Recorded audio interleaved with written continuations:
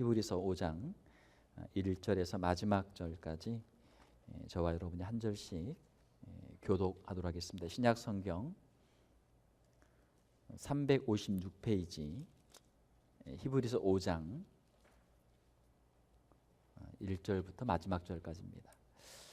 대제사장마다 사람 가운데서 택한 자이므로 하나님께 속한 일에 사람을 위하여 예물과 속죄하는 제사를 드리게 하나니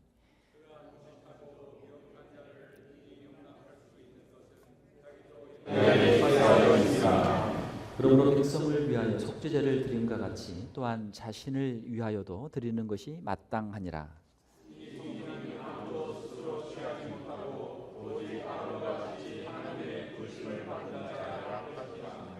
또한 이와 같이 그리스도께서 대제사장 되심도 스스로 영광을 취하심이 아니요 오직 말씀하신 이가 그에게 이르시되 너는 내 아들이니 내가 오늘 너를 낳았다 하셨고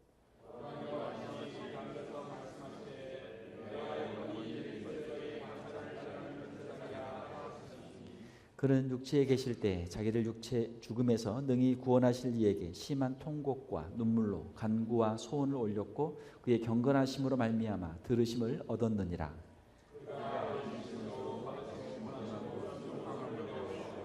온전하게 되셨은즉 자기에게 순종하는 모든 자에게 영원한 구원의 근원이 되시고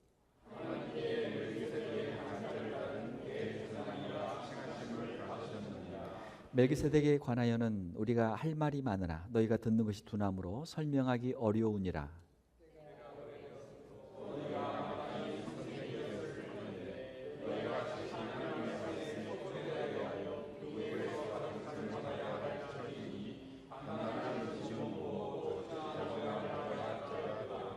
이는 젖을 먹는 자마다 어린아이니 의의 말씀을 경험하지 못한 자요 단단한 음식은 장성한 자의 것이니 그들은 지각을 사용함으로 연단을 받아 선악을 분별하는 자들이니라. 아멘. 우리 함께 읽으신 말씀을 가지고 대제사장 예수 그리스도라는 제목으로 말씀을 함께 나누도록 하겠습니다. 히브리서는 히브리인들, 유대인들에게 보낸 편지입니다.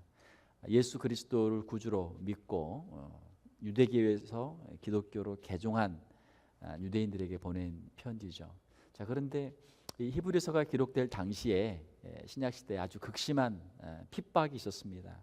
그래서 예수 믿는 사람들을 로마에서 엄청난 핍박을 했기 때문에 또 많은 유대인들이 예수님을 믿다가도 이거 너무 이 환난 핍박이 심하니까 안 되겠다. 다시 유대교로 돌아가야 되겠다라고 하는 그런 사람들이 있었습니다. 유대인들로부터 핍박이 있었고 또 로마에서도 핍박이 있었기 때문에 다시 또 신앙이 약한 사람들은 신앙이 흔들리고 옛날에 유대교로 돌아가는 사람들이 있었던 것이죠.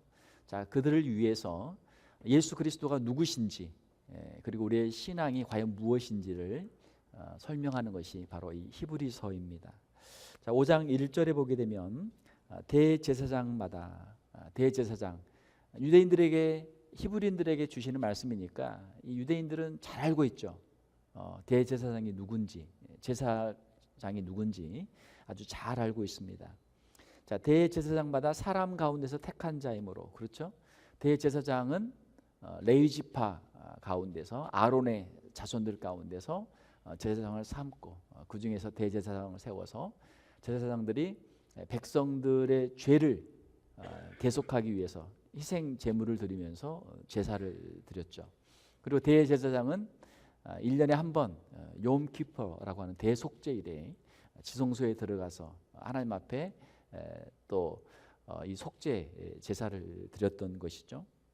자, 대제사장마다 사람 가운데서 택한 자이므로 사람 가운데 택할 이유는 무엇입니까? 그것은 대제사장은 하나님 앞에 제사를 드리는데 누구를 대신해서 제사를 드립니까? 누구를 대표해서? 사람들을 대표해서.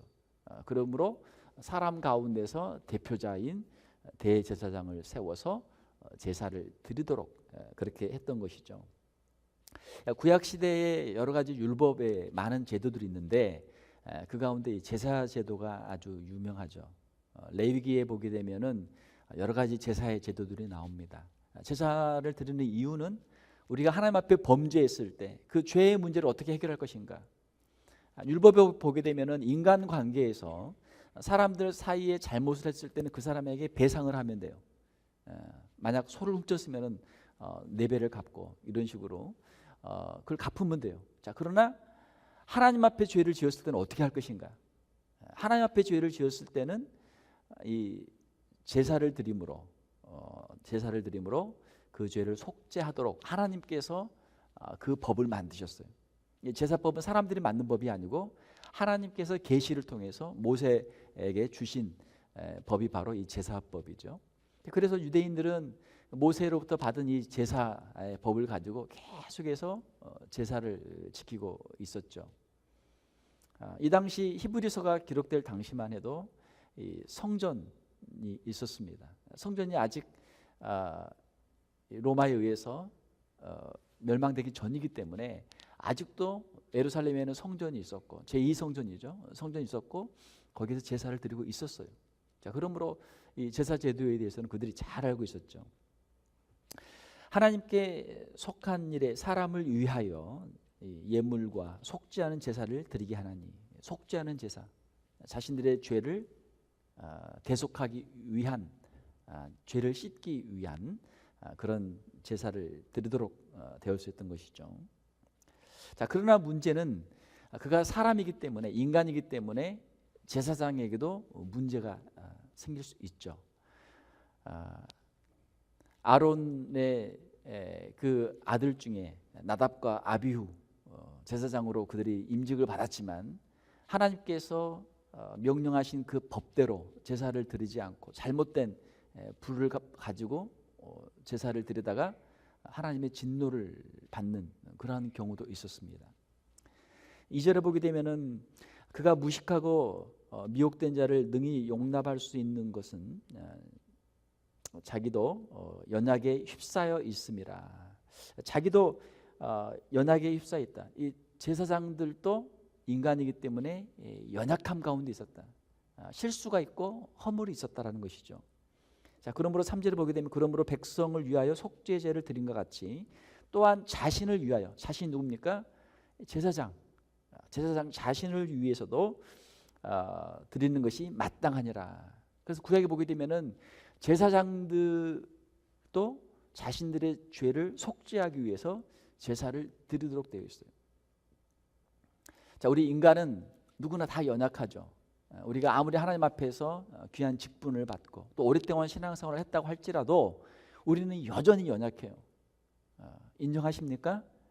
여전히 인정하단 말이에요. 여전히 우리는 부족하단 말이죠. 그러므로 우리가 이것을 인정할 때 제사장도 인간이기 때문에 실수가 있었고 연약함이 있었기 때문에 자신을 위해서 속죄 제사를 드려야만 했고, 우리 직분자들도 또 우리 신앙생활을 오래 한 사람들도 자신을 늘 돌아보면서 하나님 앞에서 우리가 회개를 해야 할 그 이유가 있는 것이죠. 자, 4절을 보게 되면 이 존귀는 아무도 스스로 취하지 못하고 오직 아론과 같이 하나님의 부르심을 받은 자라야 할 것이니라. 자, 이 존귀, 제사장의 직분은 아무나 할 수 있는 게 아니에요. 어느 날 갑자기 나도 한번 해보고 싶은 거예요. 제사장들이 제사를 드리는 모습을 보니까 야, 왠지 막 멋있어 보이고 더 거룩해 보이고, 야, 나도 저거 한번 해보고 싶다. 그래서 손 들고 나도 제사장 할게요 하고 아무나 나가서 제사장 할 수 있는 게 아니란 말이에요. 그렇죠?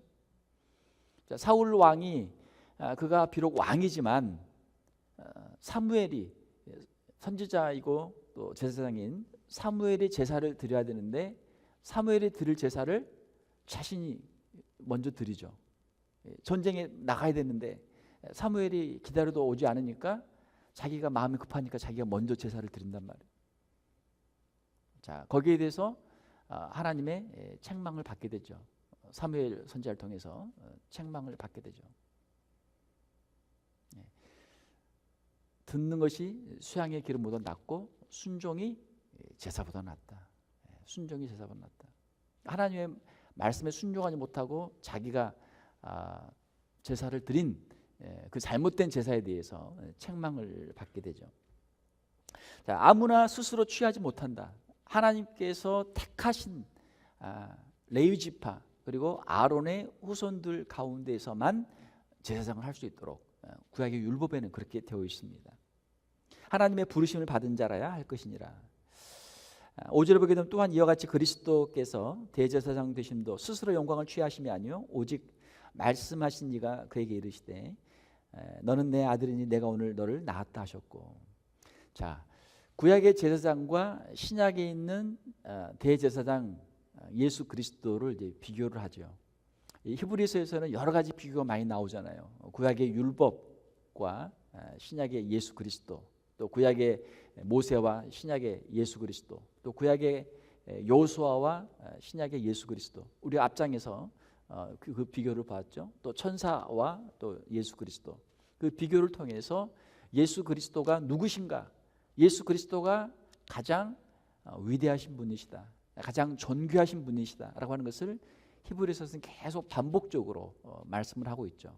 오늘 본문에서는 아론과 대제사장과 예수 그리스도를 비교함으로 예수 그리스도가 누구이신지 하는 것을 여기에서 말씀하고 있는 것이죠.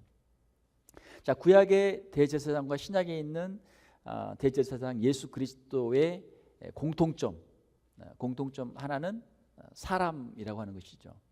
구약의 제사장도 사람으로서 사람을 대표해서 제사를 드렸던 것이고, 신약에 있는 예수 그리스도도 이 땅에 성육신 하셔서 사람으로 오셔서 대제사장의 직분을 감당하셨던 것이죠. 예수님께서 이 땅에 성육신 하신 그 이유가 바로 이 대제사장의 직분을 감당하기 위해서, 우리 인간의 편에서 우리를 대신해서 이 대제사장 직분을 감당하기 위해서 성육신 하셨던 것이죠. 자, 그리고 또한 하나님께로부터 이 부르심을 받았다. 구약의 제사장들이 하나님께로부터 특별히 택함을 받고 이 직분을 감당했던 것처럼 예수님께서도 5절에 보게 되면은 스스로 취하심이 아니요 하나님 아버지께서 예수 그리스도를 이 대제사장 직분을 감당할 수 있도록 하나님께서 그 직분을 주시고 이 땅에 보내신 것이죠. 요한복음에 보게 되면은 내가 말하는 것이 내 스스로 하는 것이 아니고 아버지의 뜻대로 하는 것이다. 나를 보내신 이의 뜻을 내가 행하려 한다. 이것이 예수님의 말씀이죠. 예수님께서도 하나님 아버지의 말씀에 따라서, 뜻에 따라서 이 땅에 오셔서 이 직분, 대제사장 직분을 감당하셨던 것이죠. 자, 그러나 차이가 있습니다. 공통점도 있지만 차이는 있어요. 어떤 차이가 있습니까? 6절에 보게 되면은 또한 이와 같이 다른 데서 말씀하시되 내가 영원히 멜기세덱의 반차를 따르는 제사장이라 하셨으니. 자, 이건 시편 110편 4절의 말씀이죠. 다윗을 통해서 이 땅에서 메시아로 오실 예수 그리스도에 대해서 예언적으로 하신 말씀이죠. 구약에 있는 다윗도 예언자 중에 한 명입니다. 선지자 중에 한 명입니다. 자, 다윗의 시편에 보게 되면 수많은 메시아에 대한 예언의 말씀들이 있는데 그 중에 하나죠.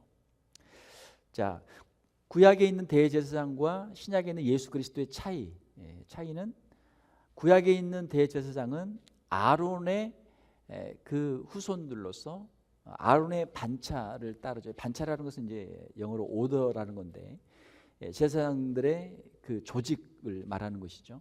돌아가면서 한단 말이에요. 그냥 혼자 하는 게 아니고 그 순서대로 질서 있게 그 차례가 있는 것이죠.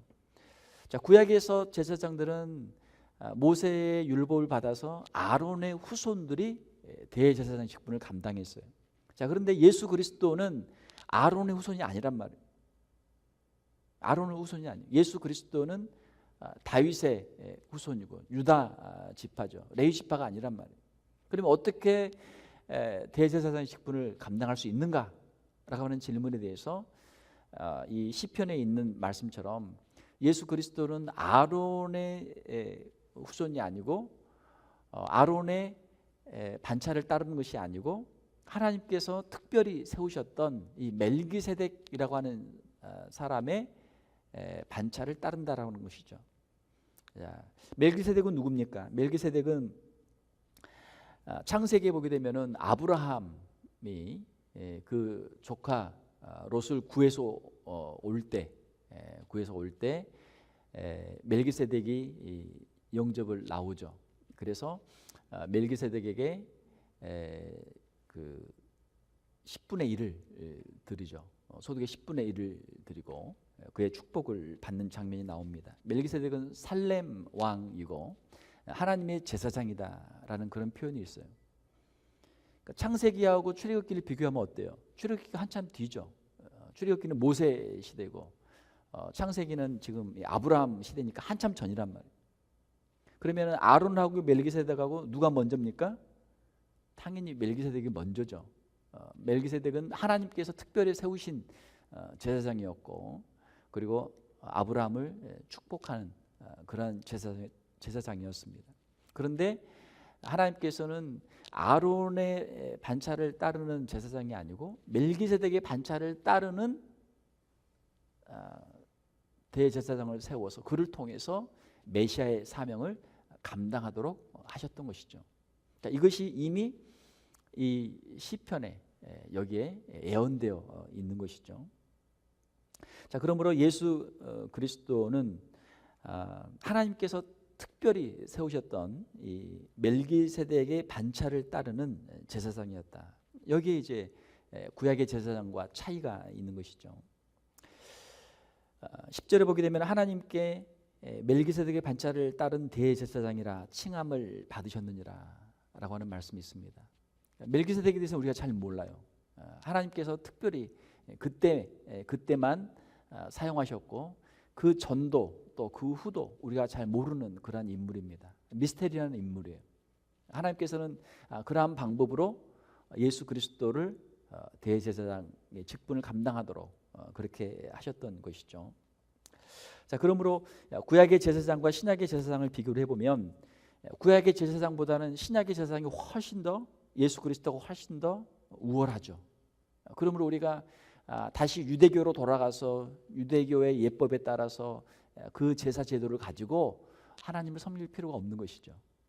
더 뛰어나신 예수 그리스도를 통해서 예수 그리스도가 이루신 그 대속의 사역을 통해서 우리가 하나님 앞에 나아갈 수 있는 것이죠. 자, 여기에 나오지 않고 더 뒷부분에 나오지만 더 근본적인 차이는 또 무엇입니까? 근본적인 차이는 예수 그리스도는 죄가 없으시다라고 하는 것이죠. 사람들은 실수가 많고 허물이 많기 때문에 자기 자신을 위한 제사를 드려야 돼요. 그러나 예수 그리스도는 흠이 없고 죄가 없는 분이시죠. 또 차이는 무엇입니까? 구약의 제사는 동물로 제사를 드려요. 동물로, 소나 양으로, 또 뭐 비둘기나 이런 동물로 제사를 드립니다. 그러나 신약에서는 예수 그리스도께서 자기 자신의 몸으로 친히 제물이 되셔서 제사를 드리죠. 구약의 제사장과 신약의 제사장이 차이가 있는 것이고 구약의 제물과 신약의 제물이 차이가 있는 것이죠. 그러므로 그 효력에도 차이가 있단 말이에요. 구약의 제사는 다시 반복해서 드려야 돼요. 자, 자기가 죄를 지었을 때 그 죄를 속죄하기 위해서 제사를 드립니다. 자, 그러면 그 죄는 없어져요. 그러나 또 다시 죄를 지어요. 그러면 제사를 또 다시 드려야 돼요.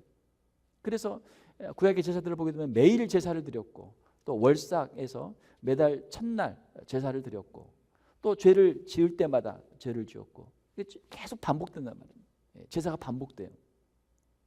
자, 그러나 신약에서의 제사는 예수 그리스도의 십자가 사역은 영원한 단 한 번의 제사죠. 예수님이 십자가에서 몇 번 돌아가셨습니까? 한 번 돌아가셨어요. 한 번. 예수님께서 다시 십자가에 못 박히실 필요가 없단 말이에요. 왜?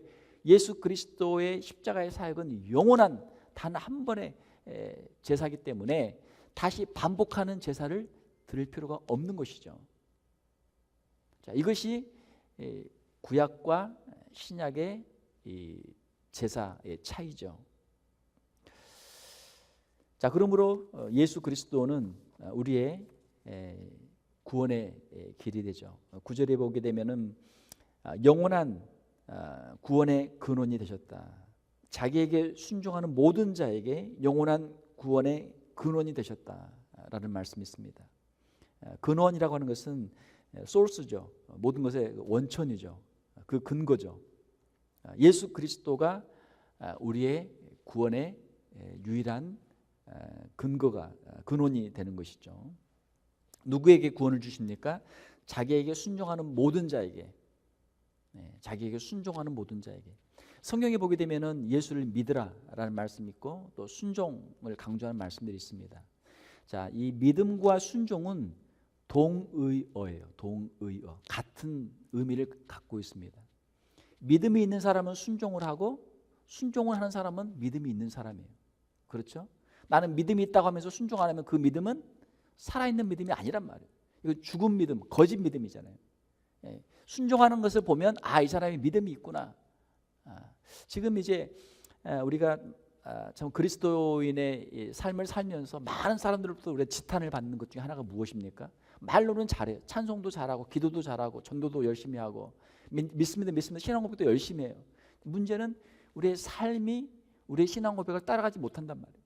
예수 그리스도를 주로 고백하면서 예수님과는 관계없는 자기가 주인이 돼서 자기 하고 싶은 대로 마음대로 살고 예수님의 말씀에 순종해서 서로 사랑하며 살아야 되는데 예수님의 말씀과는 거리가 멀고 그냥 자기 욕심만을 위해서 다른 사람에게 해를 입히며 살기 때문에 우리가 욕을 먹는 거죠. 야, 너희가 무슨 예수 믿는 사람이냐? 너희는 아니다. 너희는 예수님 믿는 사람 아니다. 우리가 인정을 못 받고 있죠. 자기에게 예수님에게 순종하는 모든 자에게 영원한 구원의 근원이 되셨다. 사랑하는 성도 여러분, 우리의 믿음이 비록 연약할지라도 우리의 믿음이 순종하는 믿음으로 나갈 수 있는 저와 여러분들이 되시기를 주님의 이름으로 축원합니다. 우리 주님의 말씀은 뭡니까? 회개하라. 천국에 가까웠느니라. 회개하라. 죄를 회개하라. 우리 권사님 기도 잘해 주셨는데 죄를 회개하라. 죄를 회개해야 돼요. 또 서로 사랑하라. 하나님을 사랑하고 내 이웃을 사랑하라. 사랑하라. 사랑의 명령이죠. 우리 죄를 회개하고 우리가 사랑에 순종하게 되면 주님의 말씀에 순종하는 것이죠. 모든 사람은 죄인입니다. 아담의 범죄 이후에 한 사람도 빠짐없이 모든 사람이 다 죄인이에요. 그러므로 예수 그리스도의 속죄가 우리에게 필요한 것이죠. 예수 그리스도는 하나님의 은혜와 사랑의 표현입니다. 예수 그리스도의 십자가를 통해서 하나님과의 관계가 회복되는 줄 믿습니다. 이것이 기독교의 복음이에요. 하나님이 우리 죄인들을 사랑하셔서 예수님을 보내주셨습니다. 예수님이 우리의 죄를 대신하여 십자가에서 죽으셨습니다. 예수 그리스도를 믿는 자마다 영생의 약속이 있습니다. 이것이 복음이죠. 사랑하는 성도 여러분, 오늘 이 자리에 있는 저와 여러분들, 우리는 비록 부족하고 연약하지만 예수님을 바라보고 십자가를 바라보고 죄 사함의 은총을 체험하고 영원한 주님의 나라에 이르는 저와 여러분들이 다 되시기를 주님의 이름으로 축원합니다. 이것이 우리가 체험해야 될 십자가의 은혜고 이것이 우리가 전해야 될 십자가의 복음이죠. 자, 7절에 보게 되면 그는 육체에 계실 때, 예수 그리스도는 이 땅에 육체 가운데 계실 때 자기를 죽음에서 능히 구원하실 이에게 심한 통곡과 눈물로 간구와 소원을 올렸고, 예수 그리스도는 과연 그러면 이 땅 가운데서 어떠한 삶을 사셨는가? 눈물의 기도의 삶을 사셨다.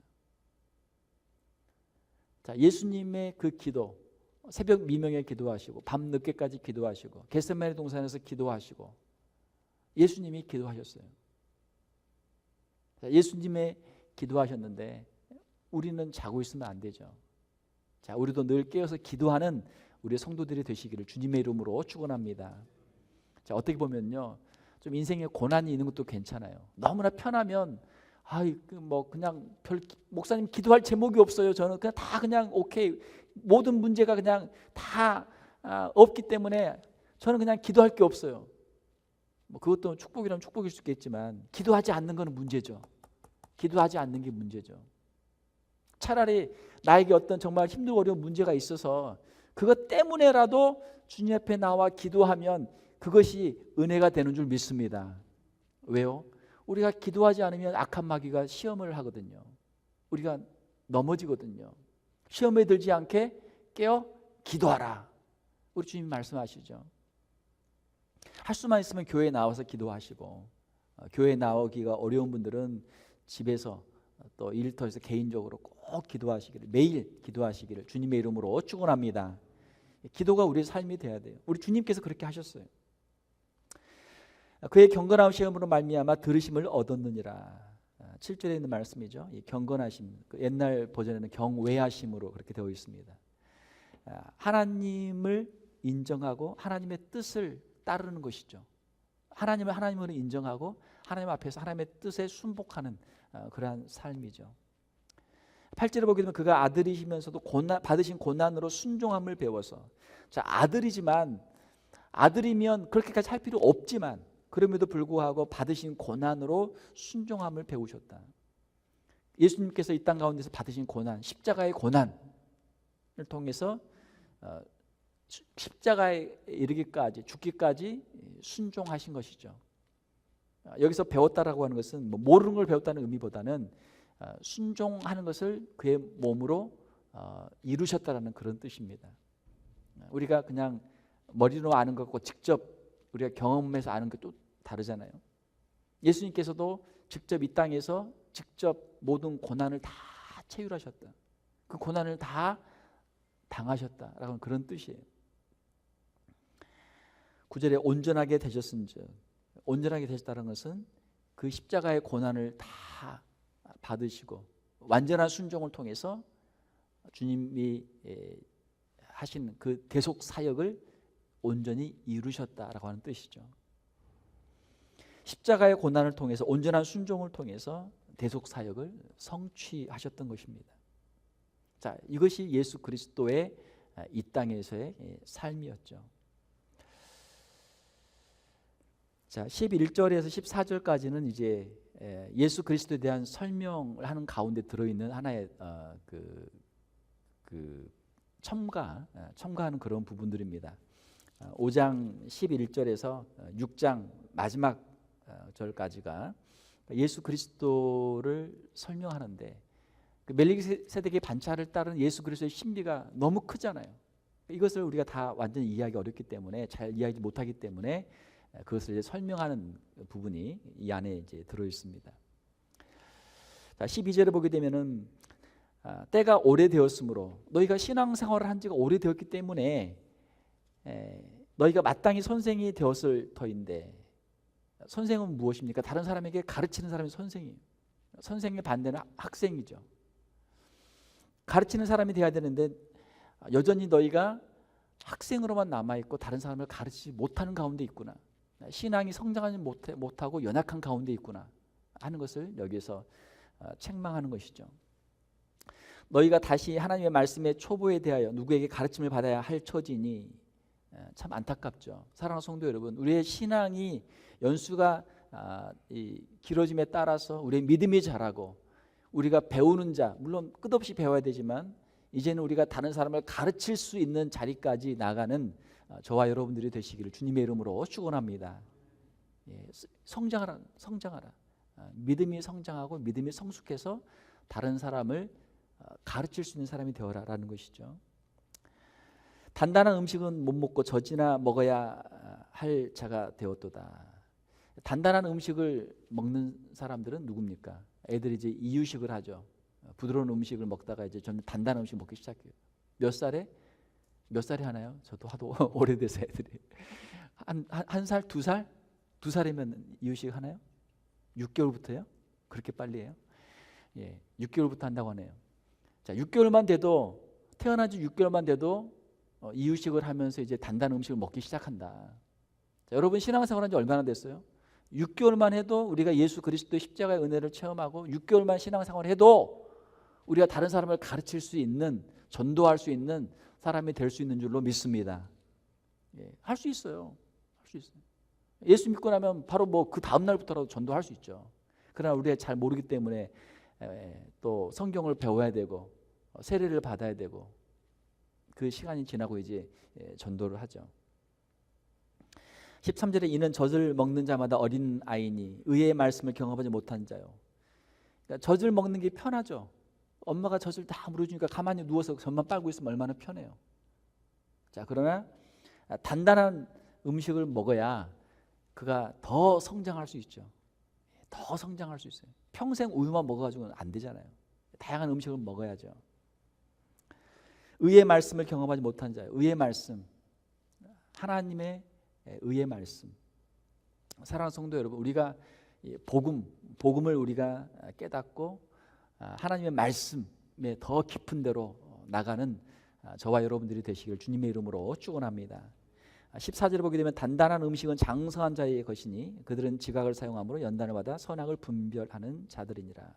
자, 어린 아이와 장성한 사람의 차이는 무엇입니까? 어린 아이는 남이 준 것만 먹어요. 어머니가 준 것만 먹어요. 그러나 크면 어떻게 돼요? 자기가 음식도 만들어서 먹고 음식을 사서도 먹고 자기가 먹고 싶은 거 먹잖아요. 자, 하나님의 말씀도 여러분들의 설교를 잘 듣는 것도 은혜입니다. 할렐루야. 그러나 설교만 들어갖고는 안 돼요. 여러분들의 성경을 읽어야 돼요. 여러분들의 성경을 읽어야 돼. 하나님께서 여러분들의 성경을 읽을 때 여러분들에게 복을 주실 줄 믿습니다. 하나님의 말씀을 읽는 자와 듣는 자와 그것을 지키는 자들에게 복이 있다. 요한계시록에 되어 있죠. 하나님의 말씀을 읽어야 돼요. 여러분들이 읽어야 돼요. 여러분도 읽을 수 있잖아요. 한글 알고 성경이 있잖아요. 자, 어린아이와 또 어른의 차이는 무엇입니까? 어린아이들은 이 부드러운 것밖에 못 먹어요. 단단한 거는 못 먹어요. 소화를 못 시켜요. 자, 우리의 신앙생활에 있어서 항상 이지웨이, 쉬운 거, 편한 것만 찾으면 우리의 신앙이 성장을 못한단 말이에요. 때로는 힘들고 어려운 고난의 길도 우리가 가야 될 줄 믿습니다. 예수님께서 그 십자가의 길을 가심으로 고난을 통해서 순종함을 통해서 온전해지고 그 사역을 이루셨잖아요. 자, 어릴 때는 우리가 부드러운 걸 먹고 우리가 하지만 우리가 신앙생활하면서 하나님을 섬기고 교회를 섬길 때는 많은 시련과 고난들이 있어요. 그 시련과 고난에서 우리가 뒤로 물러서지 않고 그 가운데 그 고난들을 넉넉히 이겨낼 수 있는 우리 성도들이 되시기를 주님의 이름으로 축원합니다. 이 사람이 장성한 사람이죠. 말씀을 통해서 영적 분별력을 갖는 사람들이죠. 자, 말씀을 맺겠습니다. 사랑하는 성도 여러분, 대제사장이신 예수 그리스도 십자가를 통해서 우리의 죄를 대신하여 주셨고 또 십자가를 통해서 이 본을 우리에게 보여주셨죠. 우리의 신앙생활 매 순간순간마다 예수 그리스도의 십자가를 바라보고 그 앞에서 우리의 죄의 짐을 해결함을 받는 우리 성도들이 되시기를 주님의 이름으로 축원합니다. 또 우리의 십자가를 바라볼 때 우리가 뒤로 물러서지 않고 주님 가신 길입니다. 주님 가신 그 길을 나도 따라가겠습니다. 나도 믿음의 장성한 자가 되어서 하나님 앞에 쓰임받는 하나님의 사람이 되겠습니다. 주님 앞에 헌신할 수 있는 우리 귀한 성도들이 다 되시기를 주님의 이름으로 축원합니다.